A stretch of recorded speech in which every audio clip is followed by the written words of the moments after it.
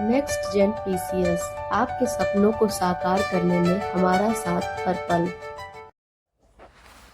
Hello everyone, स्वागत है आप सभी लोगों का हमारे YouTube channel next gen PCS पे।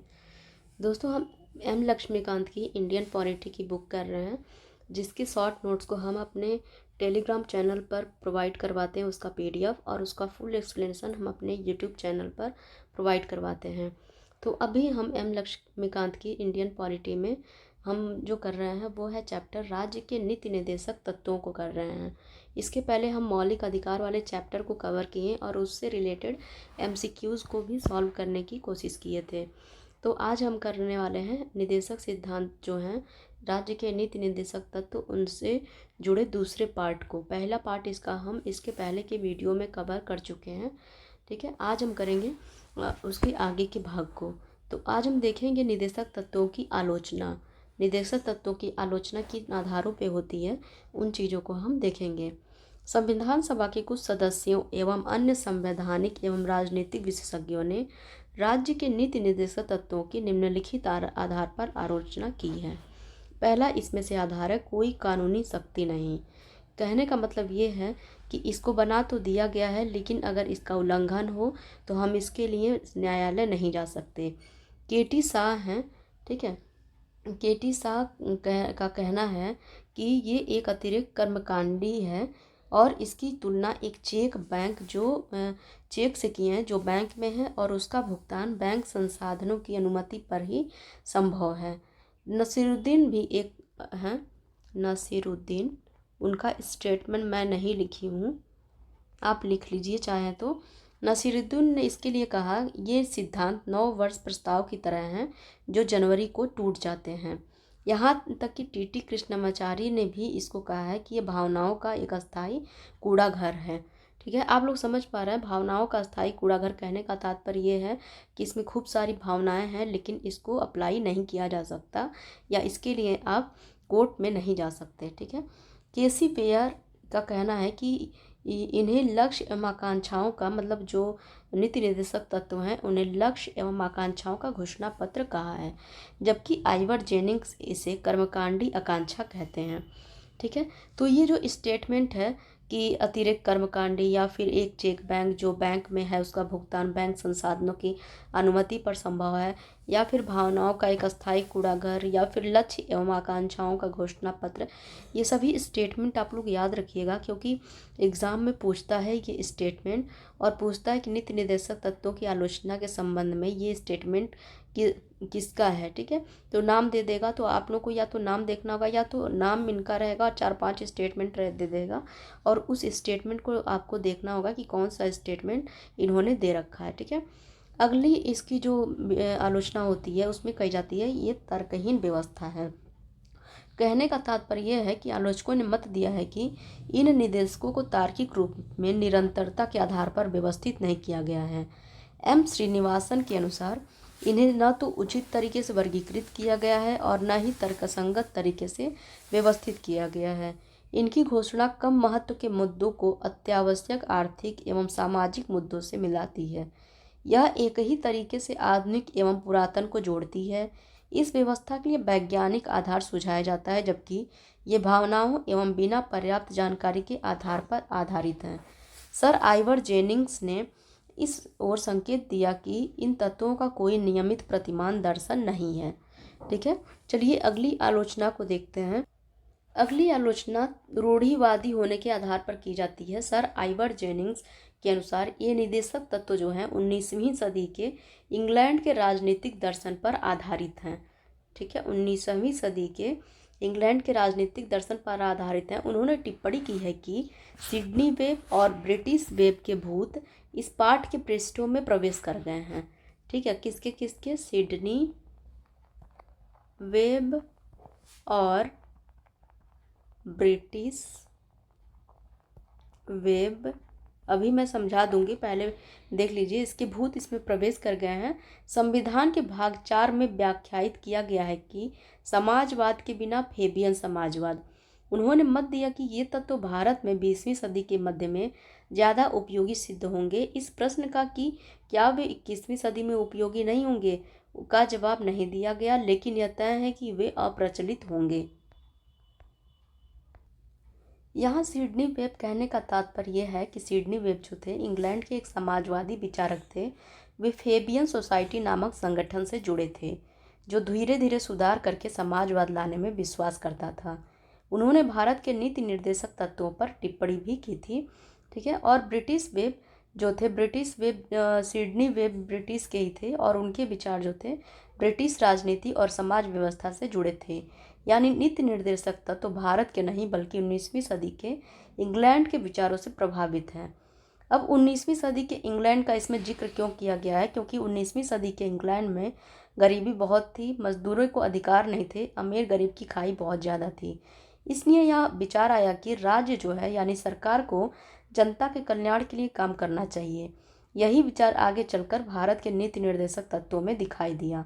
अब समाजवाद क्या होता है? अगर इसको आसान शब्दों में देखें तो समाजवाद का मतलब होता है सबको शिक्षा मिले, इलाज मिले, सबको रोजगार का मौका मिले, अमीर गरीब की खाई कम हो, सरकार जनता के हित में काम करे। जबकि फेबियन समाजवाद कहने का तात्पर्य होता है कि फेबियन समाजवाद कहता है अचानक क्रांति नहीं होती, धीरे धीरे सुधार होता है, कानून बनाकर बदलाव लाया जाता है, यानी शांत तरीके से समाजवाद लाना। और समाजवाद के बिना फेबियन समाजवाद का कहने का तात्पर्य ये है कि सिडनी वेब ने कहा था अगर केवल कानून लिख दिए जाए, लक्ष्य लिख तो दिए जाएं, लेकिन वास्तविक समाजवाद भावना ना हो तो वह जो होगा नाम का फेबियन समाजवाद होगा, असली नहीं होगा। सरल शब्दों में सिर्फ किताब में समाजवाद लिख देना काफ़ी नहीं, उसे लागू करना भी जरूरी है। अब भारत के संदर्भ में इसका क्या मतलब है कि जो नीति निर्देशक तत्व हैं जनता के कल्याण की बात करते हैं, लेकिन ये कानूनी रूप से लागू नहीं किए जा सकते। इसलिए लक्ष्य अच्छे हैं पर सरकार चाहे तो माने चाहे न माने, यही कारण है कि वो अपरिवर्तनीय है। ठीक है। तो ये हो गया इसका तर्क जो है रूढ़िवादी इसकी आलोचना। अब इसकी चौथी और अंतिम जो आधार बनाया जाता है आलोचना करने का वो है संवैधानिक टकराव के संथानम का मत है कि इन तत्वों से केंद्र एवं राज्यों के बीच, राष्ट्रपति एवं प्रधानमंत्री के बीच और राज्यपाल एवं मुख्यमंत्री के बीच संवैधानिक टकराव होगा। उनके अनुसार केंद्र इन तत्वों को लागू करने के लिए राज्यों को निर्देश दे सकता है। ठीक है। और इनके लागू न होने पर वह राज्य सरकार को बर्खास्त कर सकता है। इसी प्रकार जब प्रधानमंत्री को संसद द्वारा यथा पारित विधेयक जो निदेशक तत्वों का उल्लंघन करता हो प्राप्त हो, तो राष्ट्रपति विधेयक को इस आधार पर अस्वीकृत कर सकता है कि ये तत्व जो हैं राष्ट्र के शासन के लिए मूलभूत हैं और इसलिए मंत्रालय को इन्हें नकारने का कोई अधिकार नहीं है। इसी तरह का संवैधानिक टकराव राज्य स्तर पर राज्यपाल और मुख्यमंत्री के बीच भी उत्पन्न हो सकता है। अगला हम देखते हैं हेडिंग जो है वो है निदेशक तत्वों की उपयोगिता, कि इसकी इम्पोर्टेंस क्या है, यूटिलिटी इसकी क्या है। उपरोक्त कमियों के बावजूद आलोचनाओं जो कमियां हैं और आलोचनाएं हैं उसके बावजूद संविधान से जुड़ाव के संदर्भ में नीति निर्देशक तत्व आवश्यक हैं। संविधान में स्वयं भी उल्लेखित है कि ये राष्ट्र के शासन हेतु मूलभूत है। जाने माने निर्णायक एवं कूटनीतिज्ञ एल एम सिंघवी के अनुसार निदेशक तत्व जो हैं संविधान को जीवन दान देने वाली व्यवस्थाएं हैं। ठीक है। संविधान के आवरण और सामाजिक न्याय में इसका दर्शन दिया है। भारत के पूर्व मुख्य न्यायाधीश MC छागला का मानना है कि यदि इन सभी तत्वों को पूरी तरह पालन किया जाए तो हमारा देश पृथ्वी पर स्वर्ग की भांति लगने लगेगा। ठीक है। भारत राजनीतिक मामलों में तब न केवल लोकतांत्रिक होगा बल्कि नागरिकों के कल्याण के हिसाब से कल्याणकारी राज्य भी होगा। डॉक्टर BR अम्बेडकर ने इस ओर संकेत किया है कि निदेशक तत्वों का बहुत बड़ा मूल्य है। ये भारतीय राज्य व्यवस्था के लक्ष्य आर्थिक लोकतंत्र को निर्धारित करते हैं, जैसा कि राजनीतिक लोकतंत्र प्रकट होता है। ठीक है। ग्रेनविल ऑस्टिन का कहना है कि निदेशक तत्वों का लक्ष्य सामाजिक क्रांति एवं आवश्यक शर्तों को स्थापित कर उनको ग्रहण करने के समान है।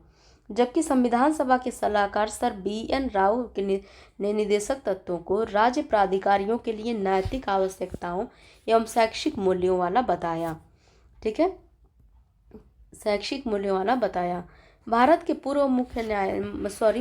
पूर्व महान्यायवादी MC सीतलवाड़ के अनुसार निदेशक तत्व हालांकि कोई विधिक अधिकार एवं कोई कानूनी उपचार नहीं बताते, फिर भी वे निम्नलिखित मामलों में उल्लेखनीय एवं लाभदायक हैं। ठीक है। पहला है ये अनुदेशों की तरह हैं। या तो भारतीय संघ के अधिकृत को संबोधित सामान्य संस्तुतियाँ हैं ये उन्हें उन सामाजिक एवं आर्थिक मूल सिद्धांतों की याद दिलाते हैं जो संविधान के लक्ष्यों की प्राप्ति से जुड़े हुए हैं। ठीक है, ये न्यायालयों के लिए उपयोगी मार्गदर्शक है। ये न्यायालयों को न्यायिक समीक्षा की शक्ति के प्रयोग में सहायता करते हैं, जो कि विधि की संवैधानिक वैधता के निर्धारण वाली शक्ति होती है। ये सभी राज्य क्रियाओं की विधायिका या कार्यपालिका के लिए प्रभुत्व पृष्ठभूमि का निर्माण करते हैं और न्यायालयों को कुछ मामलों में दिशा निर्देशित भी करते हैं। अगला है, ये प्रस्तावना को विस्तृत रूप देते हैं जिनसे भारत के नागरिकों को न्याय, स्वतंत्रता, समानता एवं बंधुत्व के प्रति बल मिलता है। ठीक है, ये निम्नलिखित भूमिकाएं भी अदा करते हैं। कौन? डीपीएसपी यानी कि राज्य के नीति निर्देशक तत्व। ये राजनीतिक, आर्थिक, सामाजिक क्षेत्रों की घरेलू और विदेशी नीतियों में स्थायित्व और निरंतरता बनाए रखते हैं, भले ही सत्ता में परिवर्तन हो जाए। ठीक है, ये जो होते हैं ये राजनीतिक, आर्थिक, सामाजिक क्षेत्रों की घरेलू और विदेशी नीतियों में स्थायित्व और निरंतरता बनाए रखते हैं। दूसरा, ये नागरिकों के मूल अधिकारों के पूरक होते हैं। ये भाग 3 में सामाजिक एवं आर्थिक अधिकारों की व्यवस्था करते हुए रिक्तता को पूर्ण करते हैं। मूल अधिकारों के अंतर्गत नागरिकों द्वारा इनका क्रियान्वयन पूर्ण एवं उचित लाभ के पक्ष में माहौल उत्पन्न करता है। राजनीतिक लोकतंत्र बिना आर्थिक लोकतंत्र का कोई अर्थ नहीं होता। ठीक है, ये विपक्ष द्वारा सरकार पर नियंत्रण को संभव बनाते हैं। विपक्ष सत्तारूढ़ दल पर निदेशक तत्वों का विरोध एवं इसके कार्यकलापों के आधार पर आरोप लगा सकते हैं। ठीक है, ये सरकार के प्रदर्शन की कड़ी परीक्षा करते हैं। लोग सरकार की नीतियों और कार्यक्रमों का परीक्षण इन संवैधानिक घोषणाओं के आलोक में कर सकते हैं। ये आम राजनीतिक घोषणा पत्र की तरह होते हैं। एक सत्तारूढ़ दल अपनी राजनीतिक विचारधारा के बावजूद विधायिका एवं कार्यपालिक कृत्यों में इस तथ्य को स्वीकार करता है कि ये तत्व इनके प्रदर्शन, दार्शनिक और मित्र हैं। ठीक है, अब देखते हैं मूल अधिकारों एवं नीति निर्देशक तत्वों में टकराव।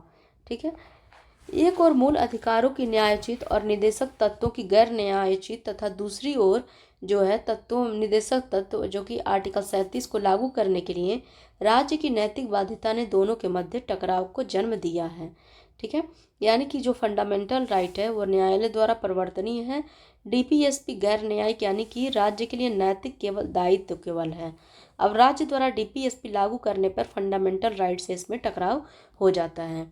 चंपाकम दोराईराजन मामले में जो कि 1951 में था, उच्चतम न्यायालय ने व्यवस्था दी कि निदेशक सिद्धांत एवं मूल अधिकारों के बीच किसी तरह के टकराव में मूल अधिकार प्रभावी होंगे, यानी फंडामेंटल राइट को डीपीएसपी पर प्राथमिकता दिया।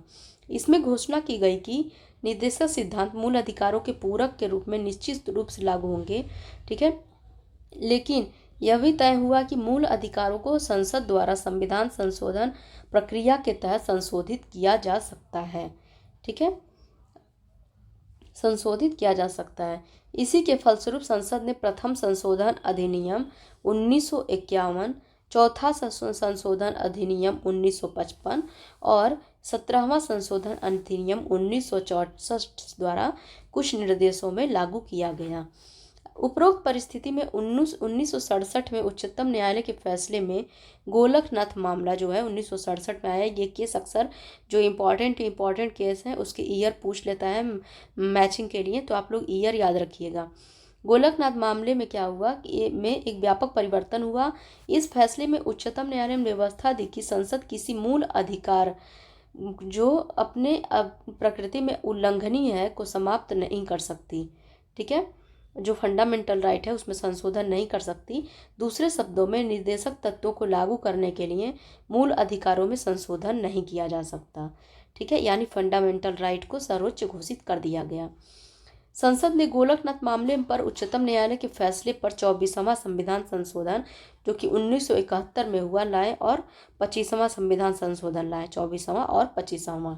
ठीक है, 24वें संविधान संशोधन अधिनियम में घोषणा की गई कि संसद को यह अधिकार है कि वह जो है संवैधानिक संशोधन अधिनियम के तहत मूल अधिकारों को समाप्त करे या कम करे। ठीक है, मतलब 24वें में क्या क्या कह दिया गया कि 24वें संशोधन में कि जो संसद है फंडामेंटल राइट में संशोधन कर सकती है, ठीक है, या तो उन अधिकारों को कम कर सकती है या उन्हें ख़त्म भी कर सकती है। ठीक है, 25वें संशोधन अधिनियम के तहत एक नया अनुच्छेद 31 ग जोड़ा गया, यानी कि 31 सी जोड़ा गया, जिसमें निम्नलिखित व्याख्याएं की गई। पहली व्याख्या की क्या की गई कि अनुच्छेद 39 ख व 39 ग में वर्णित समाजवादी निदेशक सिद्धांत, मैं पहले ही इसको डिस्क्राइब कर चुकी हूँ। 39 ख और 39 ग को अपने मौलिक अधिकार वाले चैप्टर में भी की हूँ और इसमें भी की हूँ, नीति निर्देशक तत्वों वाले चैप्टर में भी की हूँ। इसके पहले की वीडियो में आप देख सकते हैं, इसको दोबारा एक्सप्लेन नहीं करूँगी। ठीक है, तो अनुच्छेद 39 ख और 39 ग में वर्णित समाजवादी निदेशक तत्वों को लागू कराने वाली किसी विधि को इस आधार पर अवैध घोषित नहीं किया जा सकता कि वह अनुच्छेद 14 या फिर अनुच्छेद 19 या फिर अनुच्छेद 31 जो है द्वारा प्रदत्त मूल अधिकारों का उल्लंघन करती है, यानी कि इसमें डीपीएसपी को वरीयता दी गई। ऐसी नीति को प्रभावी बनाने की घोषणा करने वाली किसी भी विधि को न्यायालय में इस आधार पर चुनौती नहीं दी जा सकती कि वह ऐसी नीति को प्रभावी नहीं करता। केशवानंद भारती केस जो कि 1973 में आया, उच्चतम न्यायालय ने अनुच्छेद 31 ग के उपरोक्त दूसरे प्रावधान को इस आधार पर असंवैधानिक और अवैध घोषित किया कि न्यायिक समीक्षा संविधान की मूल विशेषता है। ठीक है, न्यायिक समीक्षा जो है संविधान की मूल विशेषता है और इसलिए इसमें इसे छीना नहीं जा सकता। हालांकि 31 ग के उपरोक्त प्रथम प्रावधान को संवैधानिक एवं वैध माना गया। ठीक है, जो पहला प्रावधान है कि 31 सी जोड़ा गया, आर्टिकल 39 बी और 39 सी को प्राथमिकता दी गई, इसको जो है वैध माना गया। लेकिन जो इसमें बोला गया कि किसी भी न्यायालय में चुनौती नहीं दी जा सकती, किसी भी न्यायालय में चुनौती नहीं दी जा सकती, इसको केशवानंद भारती मामले में सुप्रीम कोर्ट ने खारिज कर दिया। ठीक है, 42वें संविधान संशोधन अधिनियम 1976 में उपरोक्त 31 ग की पहली व्यवस्था के प्रावधानों को विस्तारित कर दिया गया कि 39 बी और 39 सी जो है अगर कानून बनते हैं तो 14, 19, 31 के आधार पर उनको चुनौती नहीं दी जाएगी। इसको क्या कर दिया गया, 42वें संविधान संशोधन अधिनियम द्वारा इसको और विस्तारित कर दिया गया। ठीक है, इसमें न केवल अनुच्छेद 39 ख और ग में वर्णित किसी निदेशक तत्व को लागू करने वाली विधि को अपने संरक्षण में सम्मिलित किया गया। दूसरे शब्दों में 42वें संविधान संशोधन अधिनियम ने निदेशक तत्व की प्राथमिकता एवं सर्वोच्चता को मूल अधिकारों पर प्रभावी बनाया, फंडामेंटल राइट पे प्रभावी बनाया। ये सारे केस और अमेंडमेंट आप लोग याद रखिएगा कि कहाँ में फंडामेंटल राइट ऊपर हो रहा है या प्राथमिकता पे आ रहा है और कहाँ डीपीएसपी प्राथमिकता पर आ रहा है। उन अधिकारों पर जिनका उल्लेख अनुच्छेद 14, 19 और 31 में है। हालांकि इस विस्तार को उच्चतम न्यायालय द्वारा मिनर्वा मिल्स मामला जो कि 1980 में हुआ में असंवैधानिक एवं अवैध घोषित कर दिया। ठीक है, जो 42वां संविधान संशोधन है इन सभी मामलों को असंवैधानिक घोषित कर दिया सुप्रीम कोर्ट ने। इसका तात्पर्य है कि निदेशक तत्व को एक बार फिर मूल अधिकारों के अधीनस्थ बताया गया। ठीक है, और जो फंडामेंटल राइट है, लेकिन अनुच्छेद 14 एवं अनुच्छेद 19 द्वारा स्थापित मूल अधिकारों को अनुच्छेद 39 ख और 39 ग में बताए गए निदेशक तत्व के अधीनस्थ माना गया।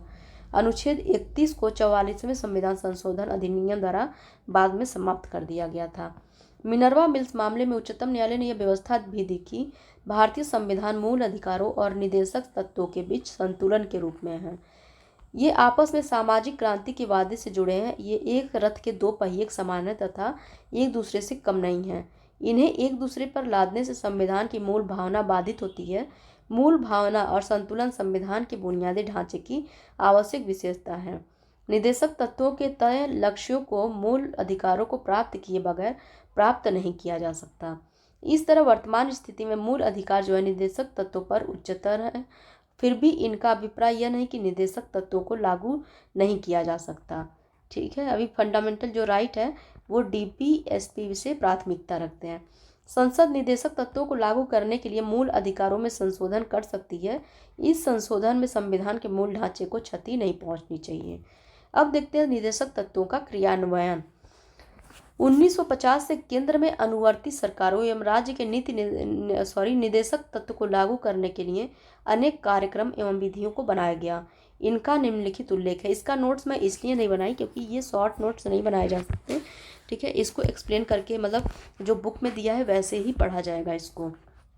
पहला 1950 में योजना आयोग की स्थापना की गई ताकि देश का विकास नियोजित तरीके से हो सके।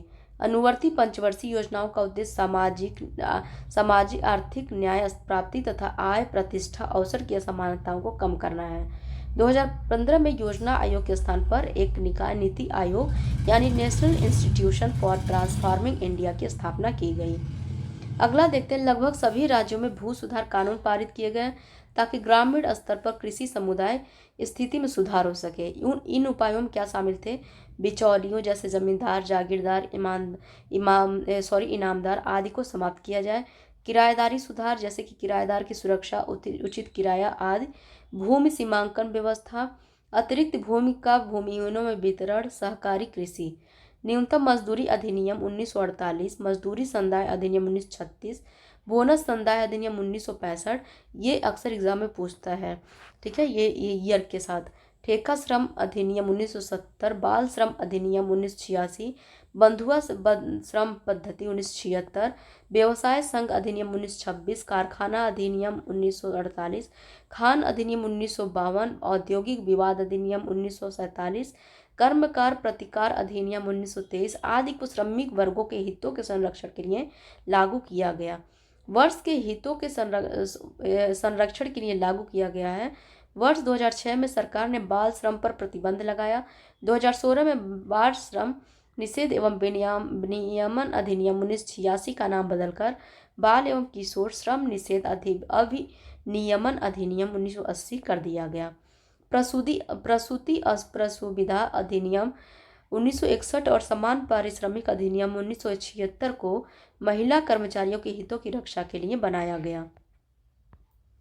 सामान्य वस्तुओं के प्रोत्साहन हेतु वित्तीय संसाधनों के प्रयोग के लिए कुछ पैमाने तय किए गए। इनमें शामिल हैं जीवन बीमा का राष्ट्रीयकरण 1956, 14 प्रमुख बैंकों का राष्ट्रीयकरण 1969, सामान्य बीमा का राष्ट्रीयकरण 1971, साहित्य खर्च की समाप्ति 1971। विधिक सेवा प्राधिकरण अधिनियम 1987 का राष्ट्रीय स्तर पर गठन किया गया ताकि गरीबों को निःशुल्क एवं उचित कानूनी सहायता प्राप्त हो सके, ठीक है। तो ये दिया हुआ है पूरा कब कब क्या लागू किया गया, तो आप लोग एक बार पढ़ लीजिएगा। इसे मैं पीडीएफ प्रोवाइड करवा दे रही हूँ टेलीग्राम पे, क्योंकि इसको पढ़ना ही है, मैं पूरा पढ़ के नहीं बता सकती, ठीक है। आप लोग खुद पढ़ लीजिएगा। और देखते हैं आगे क्या दे रखा है। अब भाग 4 से बाहर के भी कुछ निदेशक तत्व हैं, उनको दे रखा है। भाग 4 में उल्लेखित निदेशक तत्वों के अतिरिक्त संविधान के अन्य भागों में भी कई निर्देश दिए गए, जिनका विवरण इस प्रकार है। पहला जो है भाग 16 में अनुच्छेद 325 में कहा गया है, सेवाओं के लिए अनुसूचित जातियों और जनजातियों के दावे। संघ या किसी राज्य के कार्यकलाप से संबंधित सेवाओं और पदों के लिए नियुक्तियां करने में अनुसूचित जातियों और जनजातियों के सदस्यों के दावों का प्रशासन की दक्षता बनाए की संगति के अनुसार ध्यान रखा जाए, ठीक है। मातृभाषा में शिक्षा, भाग 17 में आर्टिकल 350 क में प्रत्येक राज्य और राज्य के भीतर प्रत्येक स्थानीय प्राधिकारी भाषाई अल्पसंख्यक वर्गों के बालकों की शिक्षा के प्राथमिक स्तर पर मातृभाषा स्तर पर मातृभाषा में शिक्षा की पर्याप्त सुविधाओं की व्यवस्था करने का प्रयास करेगा। तीसरा हमारा है भाग 17 में अनुच्छेद 351। ये ऐसे आर्टिकल हैं जो कि हमारे डीपीएसपी से बाहर के हैं, ठीक है। तो ये आप लोग याद रखिएगा, जैसे हमारे मौलिक अधिकार में थे कुछ ऐसे अधिकार जो मौलिक भाग 3 से बाहर के थे। हिंदी भाषा का विकास, संघ का कर्तव्य होगा कि वह हिंदी भाषा का प्रसार बढ़ाए, उसका विकास करे, जिससे वह भारत की सामसिक संस्कृति की अभिव्यक्ति का माध्यम बने। उक्त निर्देश भी प्रकृति में न्याय योग्य नहीं है, हालांकि न्यायालय द्वारा इन्हें अन्य निर्देशों के समान उतना ही महत्व दिया जाता है तथा उन्हें संविधान का भाग माना जाता है। अब ये नीति निर्देशक सिद्धांतों से जुड़े कुछ महत्वपूर्ण आर्टिकल दे दिए गए हैं। आप लोग याद कर लीजिएगा सारे आर्टिकल कि 36 से लेकर 51 तक में है, क्या क्या कौन से आर्टिकल में क्या कहा गया है। ठीक है, तो ये आर्टिकल एग्जाम में पूछता है। और इसके बाद दिया है मूल अधिकार एवं निदेशक तत्वों के मध्य अंतर क्या है। ठीक है, इसको भी आप लोग एक बार पढ़ लीजिएगा। जैसे मूल अधिकार क्या होते हैं, ये नकारात्मक होते हैं, जैसा कि ये राज्य को कुछ मसलों पर कार्य करने से प्रतिबंधित करते हैं। जबकि निदेशक तत्व क्या होते हैं, सकारात्मक होते हैं। ये कुछ मसलों पर राज्य को कुछ मसलों पर इनकी आवश्यकता होती है। ये न्यायोचित होते हैं, ये गैर न्यायोचित होते हैं, ये पहले बता दी हूँ। ये लोकतांत्रिक राजनीतिक व्यवस्था स्थापित करते हैं, जबकि ये सामाजिक एवं आर्थिक लोकतंत्र की स्थापना करते हैं। ये बहुत इंपॉर्टेंट है, ये जितने भी डिफरेंस है बहुत इंपॉर्टेंट है। और ये तो मोस्ट इम्पॉर्टेंट है, इसको आप 5 स्टार कर लीजिएगा, क्योंकि एग्जाम में पूछ लेता है कि मौलिक अधिकारों का क्या उद्देश्य होता है और नीति निर्देशक सिद्धांतों का क्या उद्देश्य होता है। ये कानूनी रूप से मान्य है, जबकि ये निर्देशक सिद्धांत नैतिक एवं राजनीतिक रूप से मान्य हैं। ये व्यक्तिगत कल्याण को प्रोत्साहन देते हैं, जो मौलिक अधिकार है, जबकि जो नीति निर्देशक सिद्धांत है समुदाय के कल्याण को प्रोत्साहित देते हैं। इसलिए इसको इस तरह ये एक समाजवाद है। मौलिक अधिकार जो इन्हें लागू करने के लिए विधान की आवश्यकता नहीं है, यह स्वतः ही लागू होते हैं। जबकि नीति निर्देशक तत्व जो होते हैं इन्हें लागू करने के लिए विधान की आवश्यकता होती है, ये स्वतः लागू नहीं होते हैं।